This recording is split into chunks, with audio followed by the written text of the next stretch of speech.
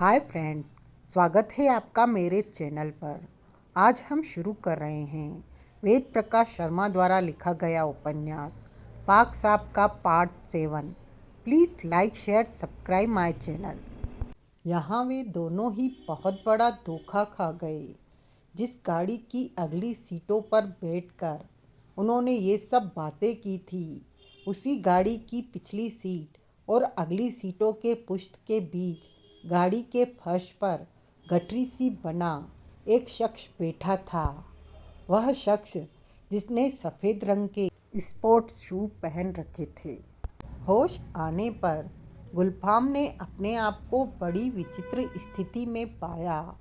उसने देखा वह एक दूसरा कमरा था, काफ़ी बड़ा।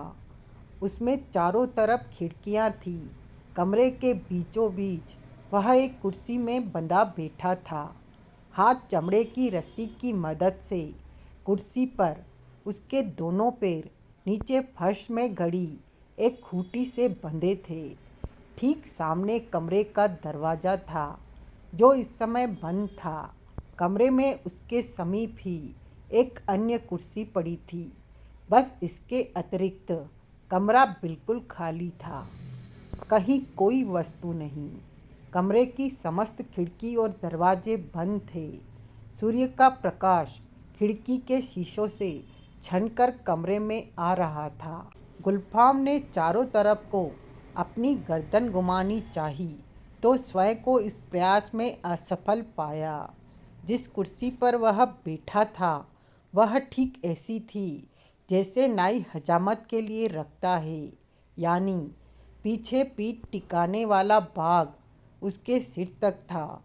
अपने माथे और कनपटियों पर उसे किसी चमड़े की पट्टी बंधी होने का एहसास हुआ। कदाचित इसी कारणवश वह अपनी गर्दन को स्वेच्छा से इधर उधर नहीं हिला सकता था। उस समय उसके दिमाग में विचार आया, तो अब विजय गुरु के टाचर का पेतरा सामने आने वाला है। मुस्कुरा उठा गुलफाम। उसी समय पानी की एक बूंद उसके ठीक सिर पर बीचों बीच आकर गिरी। गुलफाम का सिर बन्ना गया। अनायास ही उसने इस बूंद का कारण जानने के लिए गर्दन ऊपर उठानी चाहिए, किंतु असफल रहा। वह सोचने लगा, यह सब क्या चक्कर है? इसका मतलब क्या है? पानी की एक और मोटी बूंद टपाक से उसके सिर पर गिरी। सिर पर बूंद ठीक उस स्थान पर गिरी थी जहाँ कांग होता है। सिर पर से बहता हुआ पानी उसके बालों से गुजरकर कॉलर के अंदर गुद्दी पर गिरा। गुलफाम को अपनी गुद्दी पर गिलगिला सा महसूस हुआ। हल्की सी गुदगुदी भी हुई। जिस्म को हिलाकर वह बूंद को समाप्त कर देना चाहता था, किंतु असफल रहा। वह जिस्म के किसी भी अंग को स्वेच्छा से नहीं हिला सकता था। पानी की वैसी ही एक मोटी बूंद पुनः उसके सिर पर गिरी। उसने महसूस किया कि पानी आवश्यकता से कुछ अधिक ही ठंडा है। अपनी परिस्थिति उसे अजीब सी लगी। पानी की बूंदें अपनी निश्चित अंतराल पर उसके सिर पर गिर रही थी। पानी इतना ठंडा था कि उसको झुरझुरी सी लगी। उसने कमरे में चारों ओर पुतलियाँ घुमाकर देखा। चारों तरफ गहरा सन्नाटा, कहीं कोई नहीं था। ठंडे पानी की मोटी मोटी बूंदें उसके सिर पर इस प्रकार गिर रही थी मानो वह किसी ऐसे नल के नीचे बैठा हो जिसकी टोटी ठीक से बंद न की गई हो और उसमें से एक निश्चित अंतराल के पश्चात बूंदें टपक रही हो। उसका दिल चाहा कि कमरे में कोई आए तो उससे पूछे इस विचित्र हरकत का मतलब क्या है, मगर कमरे में कोई नहीं आया। वह अकेला था। अजीब परिस्थिति थी। टप टप टप पानी की बूंदें रह रहकर उसके सिर पर गिर रही थी।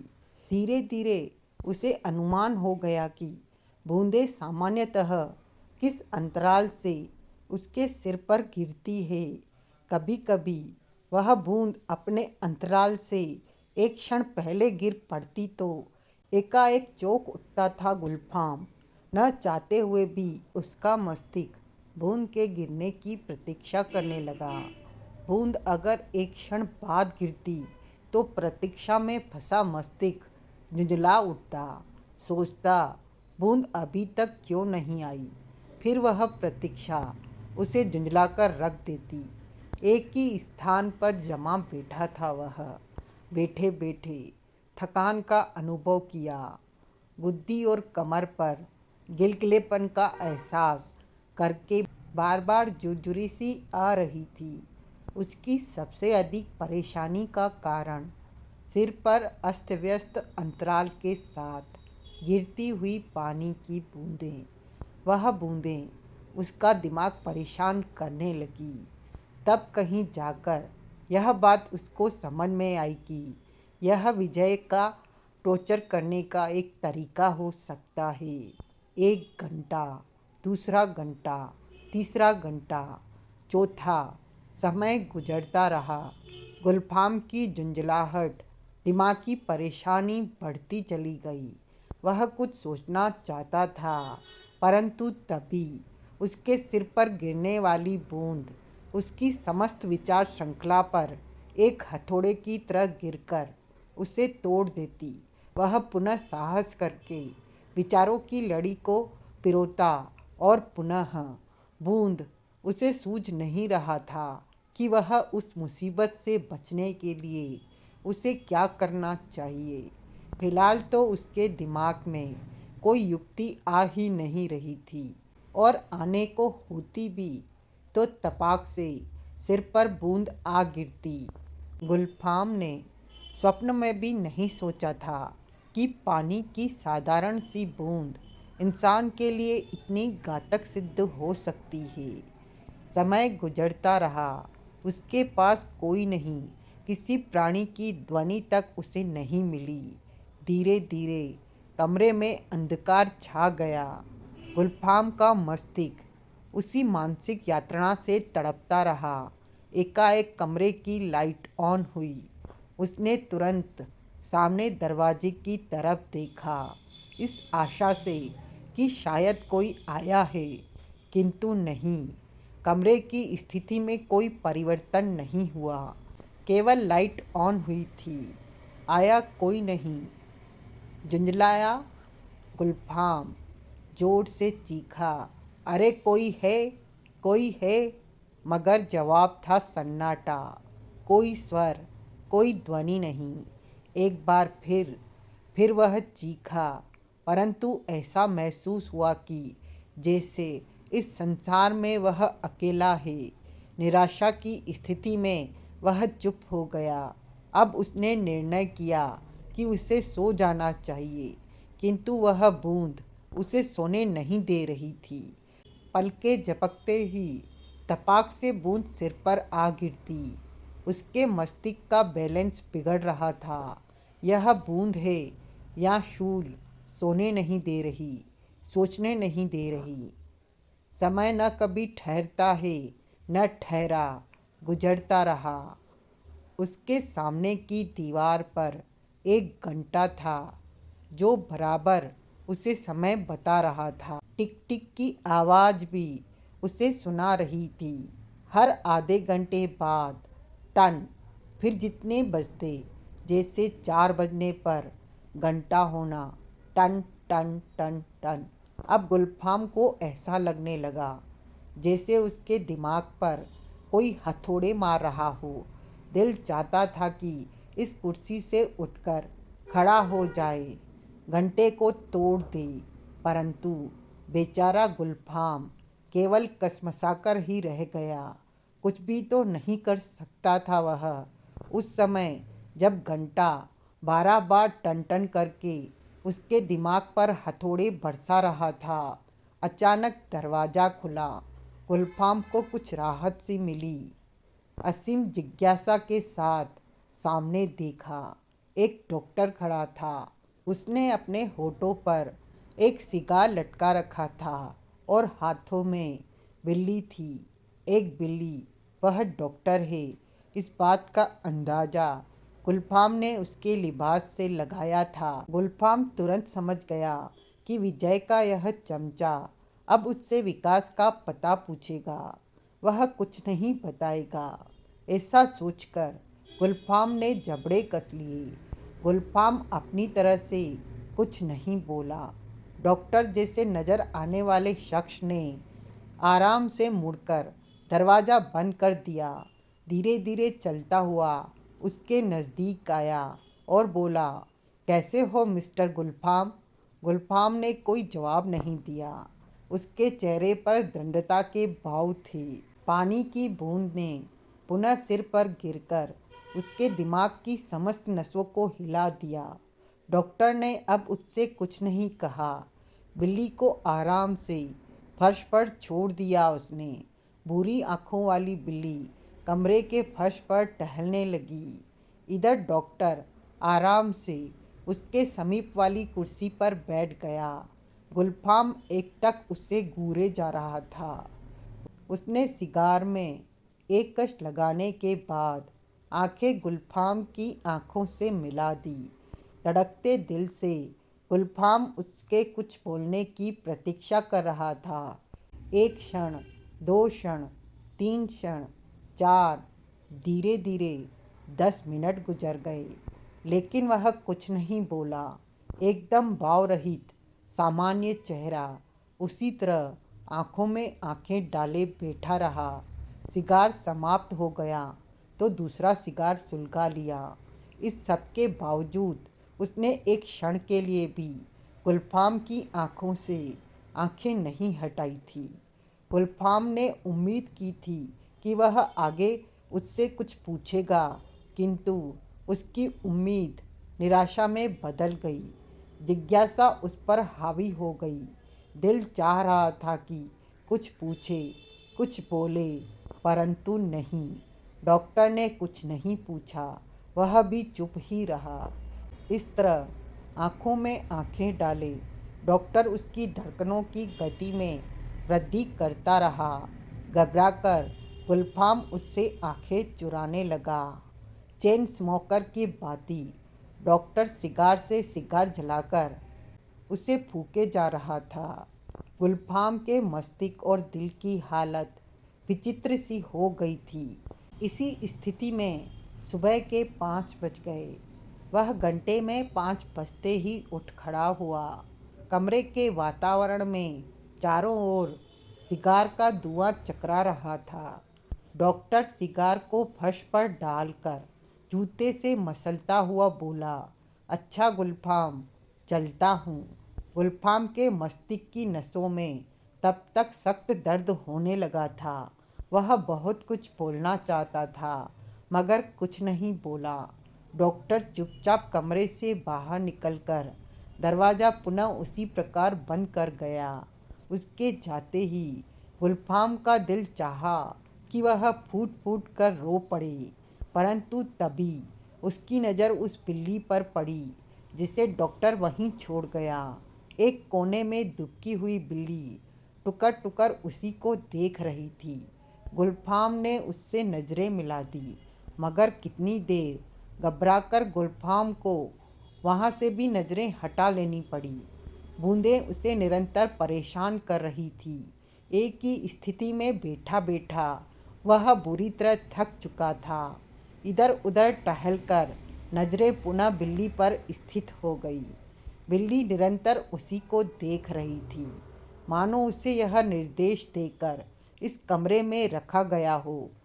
अब गुलफाम पश्चाताप करने लगा। डॉक्टर से बात क्यों नहीं की। उसके मस्तिष्क की अवस्था अर्धविक्षिप्त सी होने लगी। पानी की बूंदें एक ही स्थिति में जमा जिस्म, बंधे हुए हाथ पैर, अपलक उसी को घूरती हुई बिल्ली, घंटे की टिक टिक, कमरे का सन्नाटा, लंबे समय से उसकी चुप्पी। इन सब विचित्र परिस्थितियों ने उसके दिमाग की समस्त नसों को थका सा दिया। उसे ऐसा महसूस होने लगा जैसे उसके दिमाग में एक फोड़ा निकल गया हो। उसमें से रिसता हुआ मवाद जैसे उसके दिमाग में फैल रहा हो। झुंझलाहट बढ़ गई। चेहरे पर दीनता के से भाव आने लगे। सिर पर निरंतर टपकती बूंदें अब उसे किसी हथौड़े की चोट जैसी प्रतीत होने लगी। बिल्ली का घूरना अजीब सा लग रहा था। कई बार परेशान होकर उसने यूं ही किसी को पुकारा, मगर जवाब गहरा सन्नाटा। समय गुजरता रहा। उसकी मानसिक स्थिति बिगड़ती रही। दिन के लगभग 10 बजे एक अपरिचित व्यक्ति हाथ में पानी की बाल्टी लटकाए आया। गुलफाम ने सोचा वह उससे अवश्य बात करेगा, किंतु उसने गुलफाम की तरफ कोई ध्यान नहीं दिया। बाल्टी का पानी गुलफाम के सिर के ऊपर लटकी एक अन्य बाल्टी में डाल दिया। जेब में से 2-3 रोटियां निकालकर बिल्ली के सामने डाली। बिल्ली लपा रोटियां खाने लगी। गुलफाम को भूख का एहसास हुआ, परंतु केवल होठ पर जीभ फेर कर रह गया। गुलफाम ने उम्मीद की थी कि शायद वह व्यक्ति कुछ बोलेगा, मगर वह इस प्रकार वापस जाने लगा जैसे वह गुलफाम की उपस्थिति से पूर्णतया अनभिज्ञ हो। अब तो गुलफाम की अंतरात्मा काँप उठी। सोचा, पता नहीं यहाँ कौन कितनी देर बाद आएगा। आखिर बोल ही पड़ा गुलफाम, सुनो। परंतु वह व्यक्ति जैसे बहरा हो, बिना हल्का सा भी ठिठके वह आगे बढ़ गया। सुनो, इस बार कुछ जोर से कहा गुलफाम ने, किंतु परिणाम डाक के 3 पात। बिना कुछ कहे सुने वह व्यक्ति कमरे से बाहर निकल गया। दरवाज़ा बंद। सुनो, झुंझलाकर चीख पड़ा गुलफाम। उसकी इस चीख में दर्द का पुष्ट स्पष्ट था। तुम क्या चाहते हो? सुनो। परंतु उत्तर में कोई जवाब नहीं। अब वह समझ चुका था कि विजय टॉर्चर उसके जिस्म पर नहीं, दिल दिमाग को कर रहा है। मानसिक रूप से उसे डराना चाहता है। नहीं, वह नहीं टूटेगा। ऐसा फैसला उसने कर तो लिया, मगर कब तक कायम रख सकता था वह फैसला। एक स्थिति ऐसी आई जब गुलफाम रोने लगा, जैसे पागल हो गया हो। वह विचित्र यातना उस पर सहन नहीं हो रही थी। फूट फूट कर रो पड़ा वह, मगर रोता भी कब तक। कुछ देर रोकर चुप हो गया। पुनः रात आई। लाइट ऑन हो गई। बिल्ली उससे घूरती रही। उम्मीद बंधी। आज रात को 12 बजे शायद डॉक्टर फिर आए, किंतु वह नहीं आया। गुलफाम की आत्मा रो उठी। वास्तविकता यह थी कि अब उस पर यह यातना सहन नहीं हो रही थी। भूख और प्यास से उसका बुरा हाल था। अचानक 1 बजे दरवाज़ा खुला। गुलफाम की आंखों में हल्की सी चमक आ गई, मानो उसे इस असहनीय यातना से छुटकारा मिल गया हो। दरवाजे पर डॉक्टर खड़ा था, मुंह में सिगार दबाए। पहली रात की बाती। उसने दरवाज़ा बंद किया और गुलफाम के समीप आकर बोला, क्षमा करना दोस्त, 1 घंटा लेट हो गया। गुलफाम ने सोचा, शायद आज वह कुछ पूछे, कुछ कहे, अतः वह खुद चुप रहा। परंतु सारी उम्मीदों पर एक बार पुनः पानी फिर गया। एकदम कल वाली हरकत, कोई परिवर्तन नहीं। डॉक्टर का उसकी आंखों में आंखें डालकर सिगार पर सिगार पीना। गुलफाम प्रत्येक पल उसके कुछ बोलने का प्रतीक्षा था, परंतु वह कुछ नहीं बोला। गुलफाम का दिल चाह रहा था कि वह कुछ बोले, परंतु फिर सोचता था कि इस प्रकार उसकी कमजोरी प्रकट होगी। वह पहले डॉक्टर के ही बोलने का प्रतीक्षक था। 5 बजे डॉक्टर कुर्सी से उठ खड़ा हुआ। गुलफाम को लगा उसके प्राण डॉक्टर अपने साथ लिए जा रहा है। आराम के साथ उसने बचे हुए सिगार को फर्श पर डालकर जूते से मसला और बोला, अच्छा दोस्त, मैं चलता हूँ। उसके मुड़ते ही खुद को रोक नहीं सका गुलफाम। बोला, सुनिए। उस समय गुलफाम ने खुदा का शुक्रिया अदा किया जब उसने डॉक्टर को अपनी ओर मुड़ते देखा। आप यहाँ आए क्यों थे? गुलफाम ने संयत से रखते हुए पूछा। तुम्हें देखने।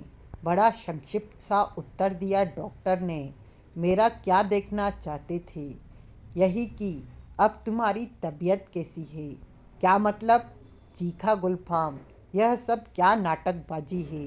तुमसे किसने कहा कि मैं बीमार हूँ? और तुम आखिर हो कौन? फिलहाल दूसरे पेशेंट को देखने का समय हो रहा है दोस्त, बड़े प्यार के साथ डॉक्टर ने कहा। फिर मिलेंगे तो बातें होंगी। यह कहकर वह तेजी से मुड़ा और दरवाजे की ओर बढ़ गया। उसको जाते देखकर गुलफाम को ऐसा लगा जैसे वह मरने वाला है।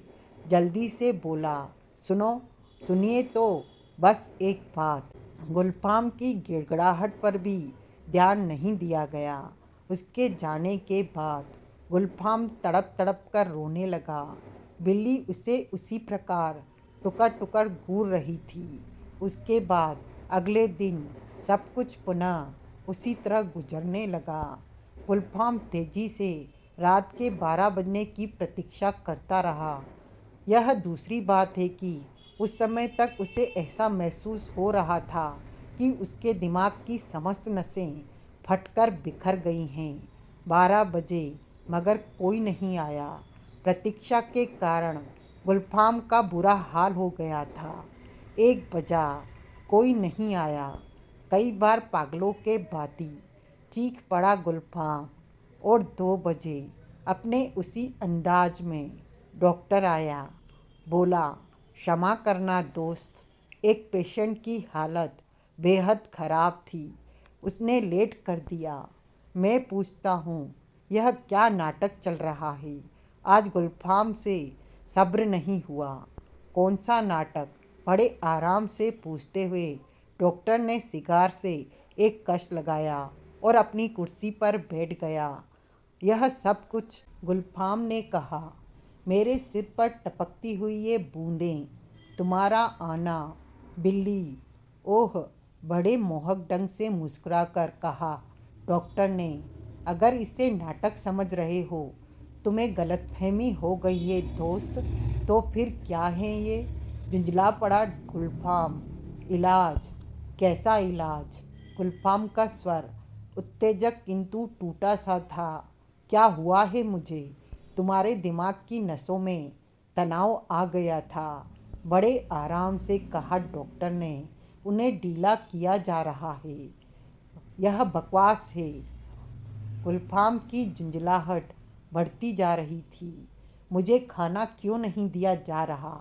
इस इलाज में खाने का बिल्कुल परहेज है।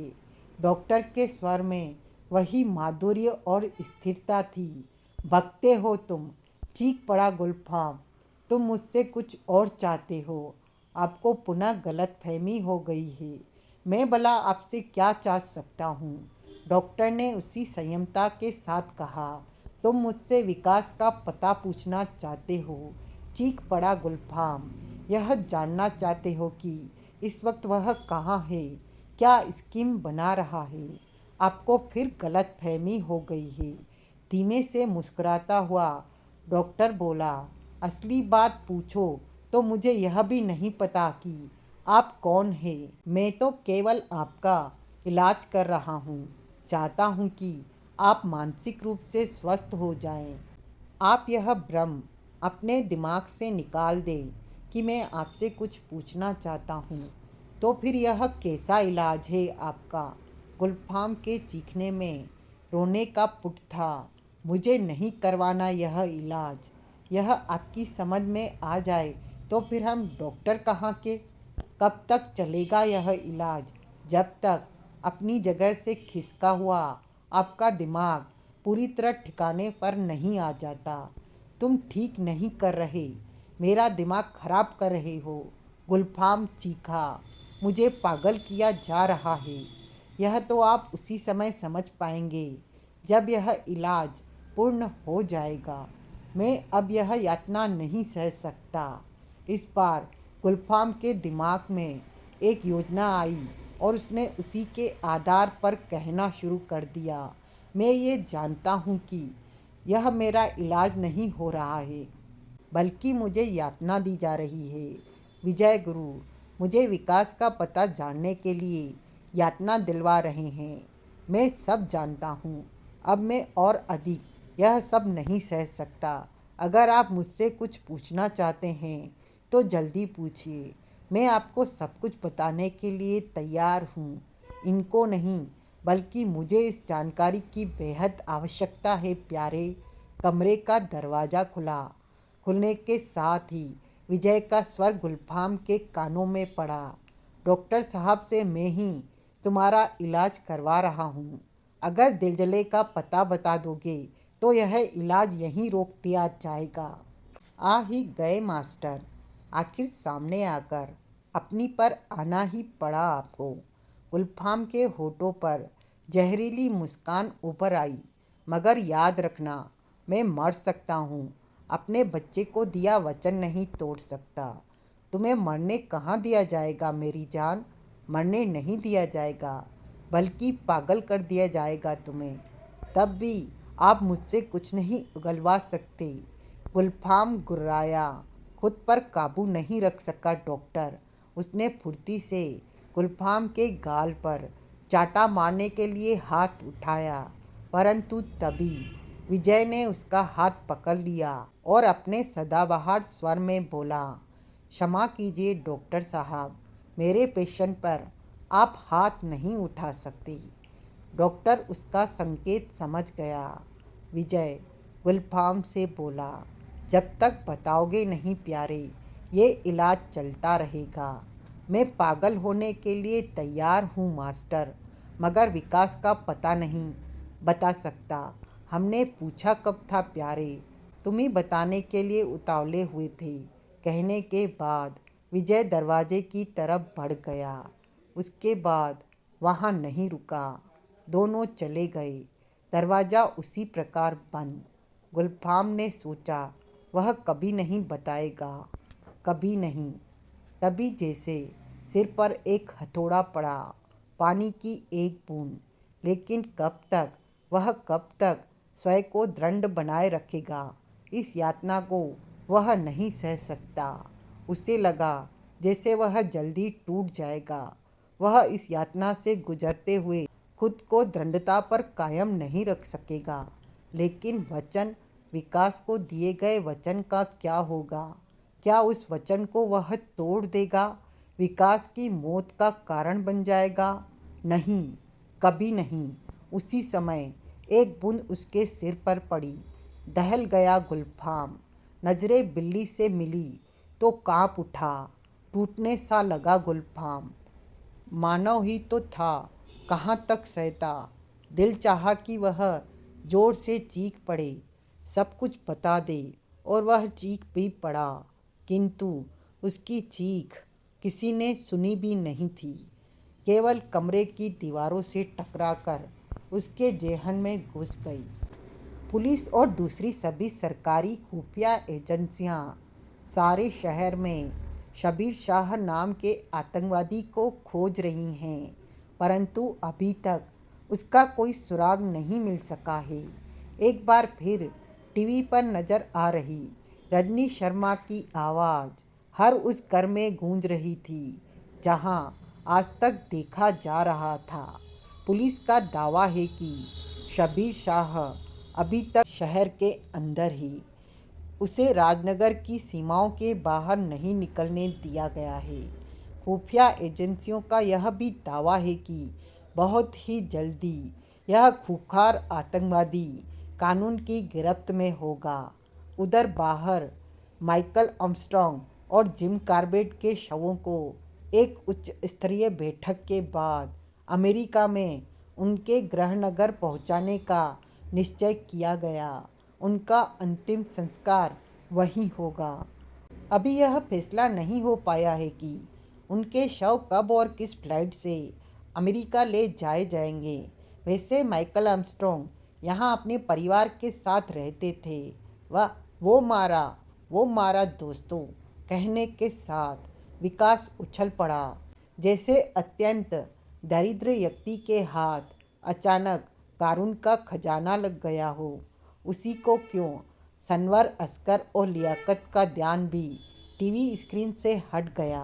अब उनमें से किसी को इस बात का होश नहीं था कि रजनी शर्मा आगे क्या कह रही है। पहले चौंक कर तीनों ने मारे खुशी के झूम रहे विकास को देखा। फिर तीनों की नज़रें मिली और लियाकत ने पूछा, हुआ क्या शबीर मियाँ, इतने खुश क्यों हो रहे हो तुम? दोस्तों, मुझे विमान अपहरण करने की स्कीम सूझ गई है। का क्या?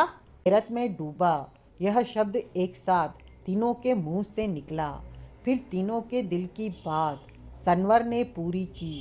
का क्या कह रहे हो भाईजान? विमान अपहरण की स्कीम क्या अफरीदी के छक्के की तरह हवा में तैर रही थी जो तुमने लपक ली? ऐसा ही समझो दोस्तों, ऐसा ही समझो।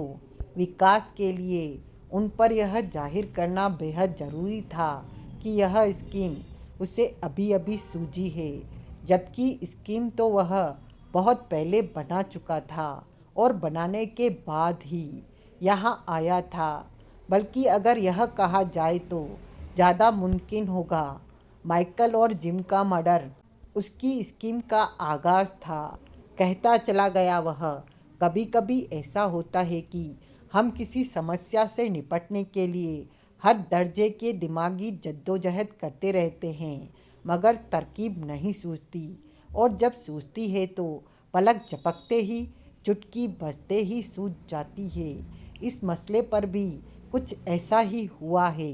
कहाँ तो मैं सारी रात स्कीम की तलाश में अपने जेहन के कलपुर्जों को कष्ट देता रहा, और कहाँ अब, जबकि मैं इस बारे में सोच तक नहीं रहा था, टीवी देख रहा था। टीवी से ही निकलकर स्कीम मेरे दिमाग में आ घुसी। आज की कहानी यहीं तक, आगे की कहानी का भाग अगले अंक में।